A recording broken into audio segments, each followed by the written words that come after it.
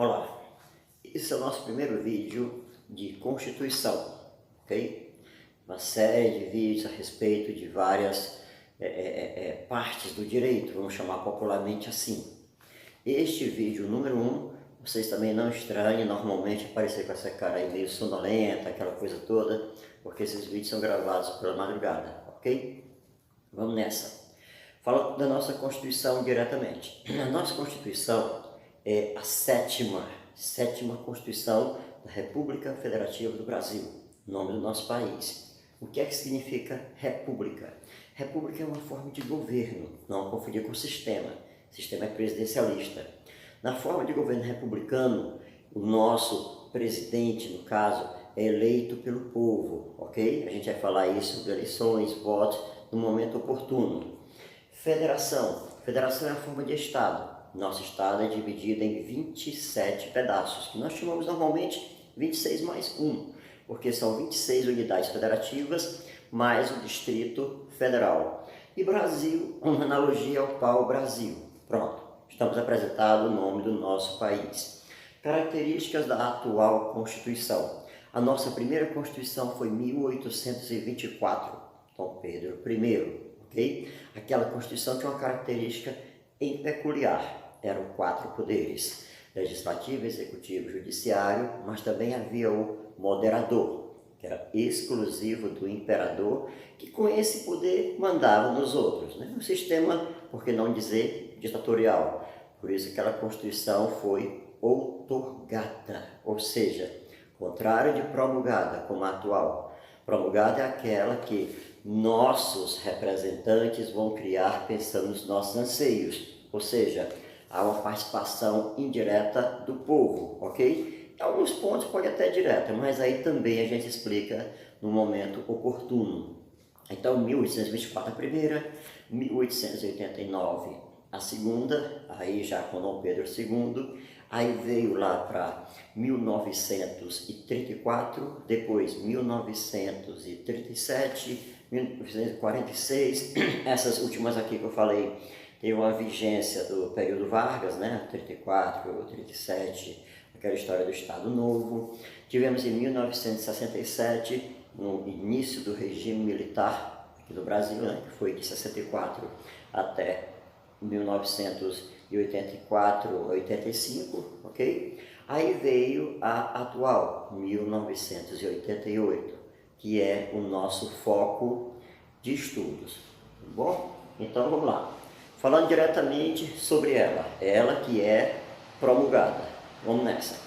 Promulgada, participação popular. O seu preâmbulo, ele fala: nós, representantes do povo brasileiro, do qual eu faço questão em fazer algumas leituras para colocar na íntegra e assim explicarmos com mais propriedade. Preste atenção que quando eu estiver lendo esse preâmbulo, ele não tem uma força normativa. Ele não vai dizer para você, você tem que seguir as regras do preâmbulo. Eles não são regras, eles são um anúncio da essência do que será e do que é a nossa Constituição. Ele vai falar também sobre a proteção divina. Aí a gente vai lembrar que o nosso Estado é laico. Muita gente às vezes até confunde, achando que o Estado laico é um Estado sem religião. Não, é um Estado que não professa oficialmente religião. O Brasil já professou, na de 1824, onde a religião era a católica, né? Mas aí houve conflitos, a gente não tem por que entrar nesse mérito. Então o Estado é laico pelo fato de não professar oficialmente uma religião e da liberdade religiosa. Nós veremos no próprio artigo 5º essa liberdade, ok? E essa liberdade religiosa, ela não pode interferir nas ações estatais. No entanto, existem tênues detalhes que nós vamos explicar. Sobre o quê? Lembra que quando você chega no nosso município, nossos queridos e amados, mais de 5.000 municípios, muitos deles têm uma estátua de um santo católico, né, construída pela prefeitura. Mas o Estado não é laico. Nós vamos ver que aquela construção não foi do órgão público para o órgão público, mas o órgão público construindo em prol dos anseios do povo, como se fosse, respeitosamente falando, uma pracinha, uma estrada, tá? E por mais que aqueles, classe estrada, tenham socialmente um interesse, uma destinação diferente, mas para aquele povo, aquela imagem, profissão de fé, também é algo que o Estado, digamos, protege. Então, ali é algo bem detalhado que a gente vai explicar também no momento oportuno, ok? Vamos ler bem rapidinho o preâmbulo, e olha como ele é interessante. No nosso preâmbulo, quando ele fala, nós representantes do povo brasileiro, reunidos em Assembleia Nacional Constituinte, não é? Aí ele vai dizer que ele tem o quê? Ele tem a intenção de criar um Estado democrático, sem preconceitos, não é? Aquela coisa toda, voltada ao social, voltada à própria paz. Então, tudo isso vem o preâmbulo. Aí ele vai no final dizendo, sob a proteção de Deus, proclamamos, não é? O que? A Constituição da República Federativa do Brasil. Então, não tem força normativa, mas é importante para dar já um cartão de visitas do que é a nossa Constituição. Mas, sem nos prolongarmos muito, vamos diretamente ao artigo 1º. E olha que o artigo 1º, os 4 primeiros artigos, né? Na realidade, os 4 primeiros artigos constituem o que nós chamamos de quê? Princípios fundamentais. Toda a nossa Constituição, se você observar, ela está resumida nos 4 primeiros artigos, tá, ok? Então ele é importantíssimo. Vamos para o primeiro, com seu parágrafo único e 5 incisos. Olha o caput do primeiro artigo. A República Federativa do Brasil, formada pela união indissolúvel dos estados e municípios e do Distrito Federal, constitui-se em Estado democrático de direito e tem como fundamentos. É indissolúvel, porque é indissolúvel, porque nós somos uma federação e não confederação. Então, não há história de dissolver. Repito, é o que a gente vai estudar, cláusula pétrea, lá no artigo 60, parágrafo 4º. Vamos agora para os 5 fundamentos da nossa Constituição, no artigo 1º. O primeiro deles, soberania. Olha que lindo, soberania. O que é soberania? Essa soberania é um elemento formador do próprio Estado. Existe a tríplice parte de formação do Estado. O Estado no sentido do país. O Estado é formado por povo, tem que ter o seu povo, é lógico, território e governo soberano. E o Brasil tem essa soberania. O Brasil, ele não é colônia, como foi no passado de Portugal, e agora nem de Portugal, nem de país nenhum, e com a graça de Deus nunca mais será. O Brasil não é colônia, o Brasil não se submete a países, ele apenas se submete por vontade própria a alguns acordos internacionais. Aí é outra história, não é uma questão de imposição, é como se fosse um casamento saudável. Os nubentes aceitam, eles entram em acordo, seguem esses acordos, mas de que quiser acabar o casamento, acaba. Então, é isso que acontece, o Brasil tem acordos, o Brasil não é submetido à força externa de maneira alguma, e essa soberania, ela é originariamente pertencente a quem? Ao povo. O povo é soberano, refletindo num Estado chamado Brasil, também soberano, internamente, também de forma externa. Por quê? Mandamos a nossa casa e o vizinho não manda na gente. E por aí vai, ok? Então vamos para o segundo. Cidadania. A nossa Constituição, ela que é laica, por ser extensa, ela é prolixa, né? Então a gente não gosta muito que ela seja prolixa, né?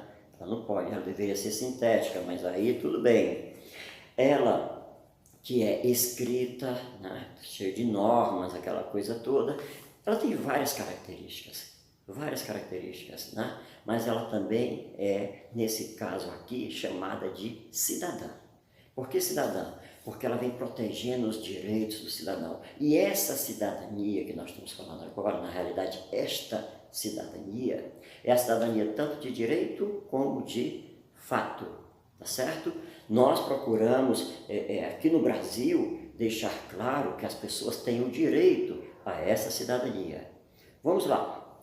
Dignidade da pessoa humana, importantíssimo. O ser humano não tem como viver sem a chamada dignidade. E nós vamos procurar isso nos programas sociais, no impulsionamento ao emprego, na entrega de saúde através do SUS, que tem seus problemas, mas é uma grande bênção. Aqui no Brasil, rico ou pobre, pagando ou não plano de saúde, vai ter direito a atendimento. Isso aí nós sabemos disso. Falho ou não falho, mas nós temos.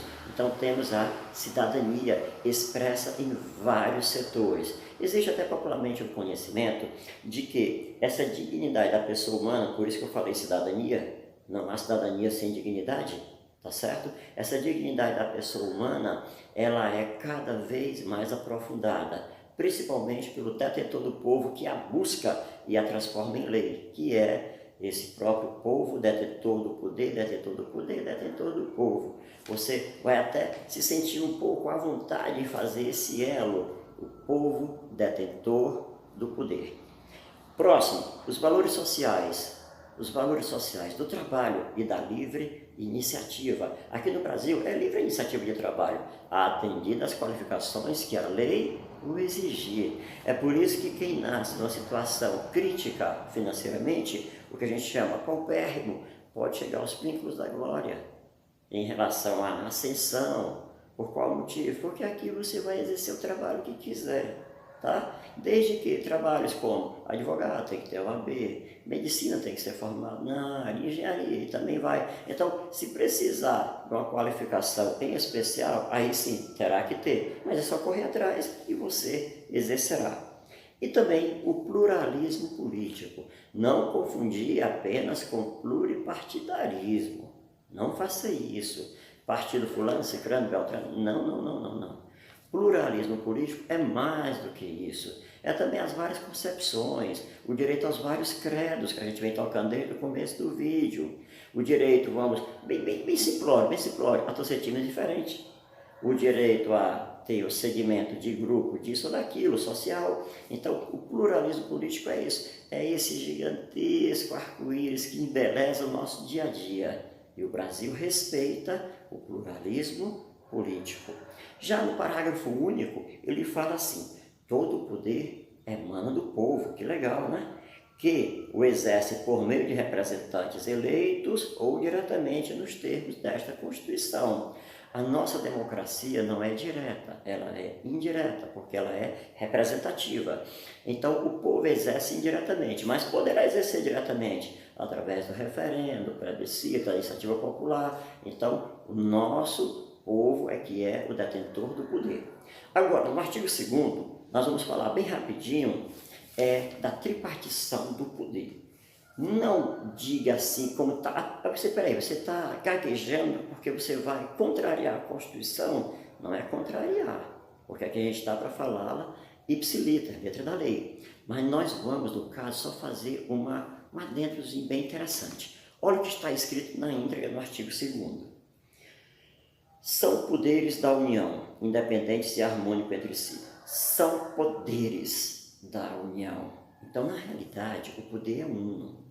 As partições é que são 3, as tarefas que são 3, independentes e harmônicos. Não há subordinação entre eles, um não manda no outro, mas há uma capacidade de autorregulação um para o outro, no sentido de fiscalização, né? Papel também muito bem exercido pelo Ministério Público, nós sabemos, né? Que de face, o Ministério Público não pertence a nenhum dos 3 poderes. Por isso que muita gente acha que são 4 poderes, né?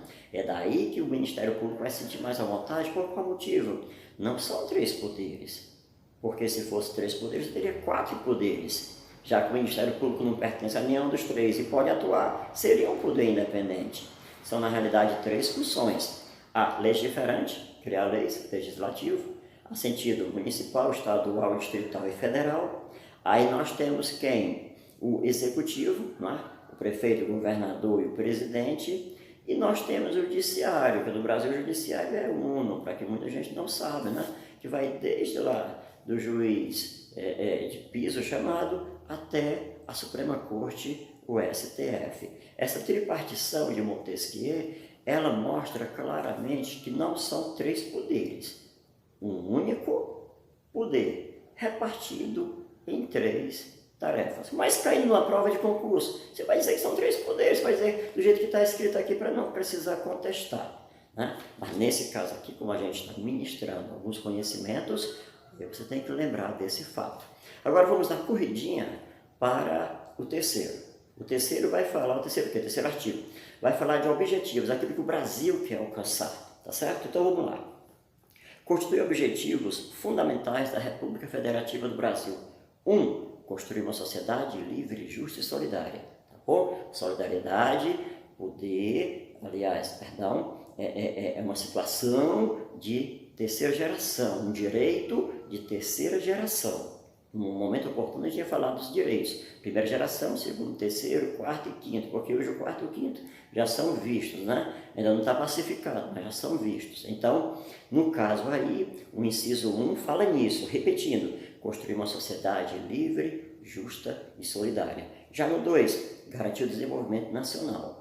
Antigamente, a gente aqui no Nordeste pensava, eu quero crescer de vida, vou lá para o Sudeste, em particular para o nosso querido e amado estado de São Paulo. Hoje, está acontecendo o contrário, né? Vem os cearenses de volta, vem paulista para cá para onde? Estou falando do estado do Ceará, estou falando de Fortaleza, estou falando como um todo, e também para todas as unidades da federação. Isso mostra que está tendo uma distribuição de oportunidades, e isso é muito bom.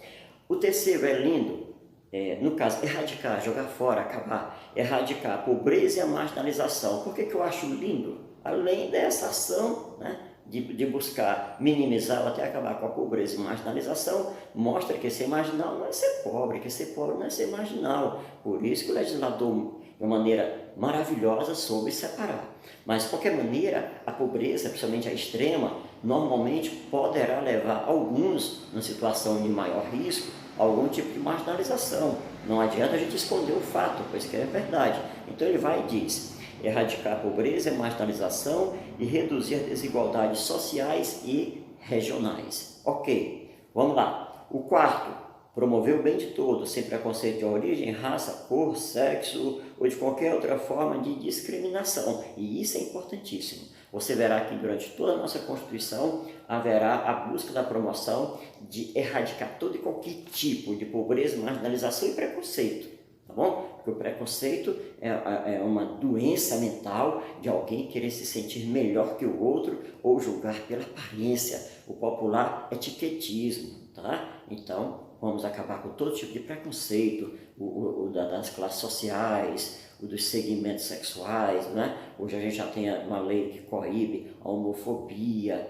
a questão do racismo, que no Brasil é um dos crimes imprescritíveis. Ok? Então, acabar com tudo isso. Maravilha. Vamos agora para o quarto. O tempo está se esgotando. Eu quero um vídeo no máximo 20 minutos. Já estamos com 18,5. A República Federativa do Brasil, ela rege-se nas suas relações internacionais pelos seguintes princípios. São 10 princípios. Relações internacionais. Tá bom? Eu vou ler na corridinha e durante os demais vídeos vamos explicar com mais calma. Vamos lá. Independência nacional, o Brasil em relação aos outros países, já foi falado lá no artigo 1º, na soberania, foi falado também sobre isso, que o Brasil não se sujeita a outros países, prevalecem os direitos humanos. Um dos exemplos, o Brasil é adepto da DUD, Declaração Universal dos Direitos Humanos, do Pacto de São José da Costa Rica, e por aí vai. A autodeterminação dos povos, cada povo determina o seu próprio destino, o Brasil não vai se intrometer, a não ser que seja para ajudar, e a gente vai falar nisso agora, veja bem. Não intervenção, pronto, né? Se tem autodeterminação, não pode ter a intervenção, a não ser que seja para ajudar. E o Brasil faz isso também por conta própria e através da própria ONU, né? Organização das Nações Unidas.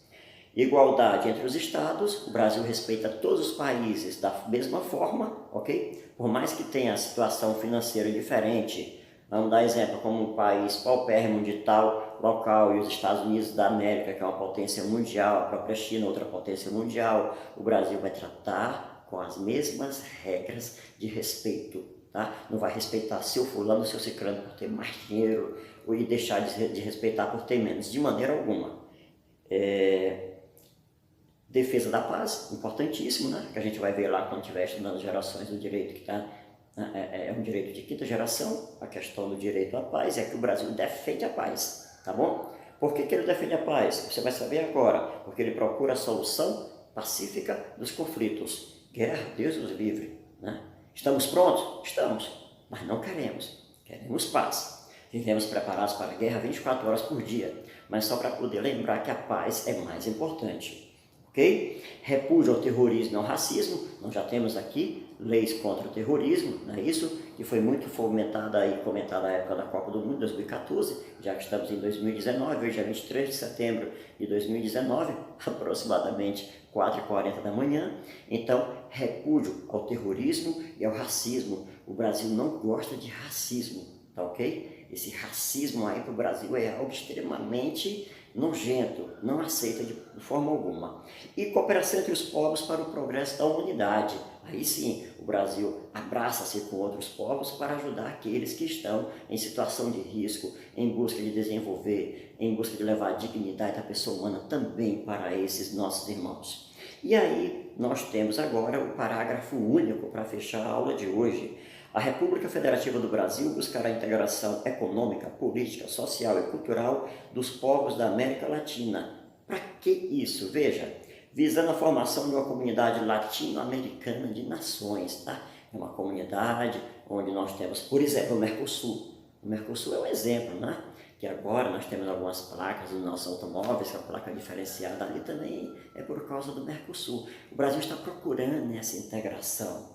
É um país quase que em busca de dizer o seguinte: fronteiras é uma questão de respeito e não de segregação. Já que estamos em paz e procuramos o bem um do outro, vamos nos abraçar buscando essa cooperação. Um exemplo que o Brasil deu recentemente, com nossos irmãos venezuelanos que estão passando por problemas sérios. Já fazemos muito isso também com o nosso querido povo do Haiti. Então o Brasil procura um desenvolvimento regional, internacional, quer dizer, internacional no sentido que eu quero dizer, que é lógico que é internacional, né? Vamos nessa. Internacional eu quero dizer em relação a outros continentes, né? Não somente a América Latina, também temos os outros continentes, a própria Europa, o velho mundo chamado a Ásia. Então, tudo isso faz parte dos 4 fundamentos. Aí você vai perguntar: professor, por que essa corridinha?